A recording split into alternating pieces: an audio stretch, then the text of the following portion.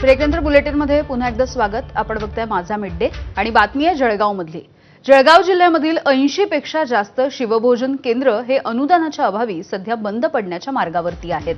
केवळ 10 रुपयामध्ये पोटभर जेवण देणाऱ्या योजनेचे ऑक्टोबर 2024 पासून तब्बल 4,26,72,940 रुपयांचं अनुदान हे रखडलेलं आहे आणि त्यामुळे केंद्र चालकांना उसनवारीवरती थाळ्या पुरवाव्या लागतात आणि त्यामुळे असंख्य आर्थिक अडचणींचा सामना देखील त्यांना करावा लागतोय।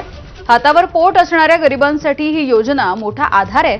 मात्र अनुदान तातडीने न मिळाल्यास ही केंद्र आता बंद पडतील आणि लाभार्थ्यांना अडचणींचा सामना करावा लागेल।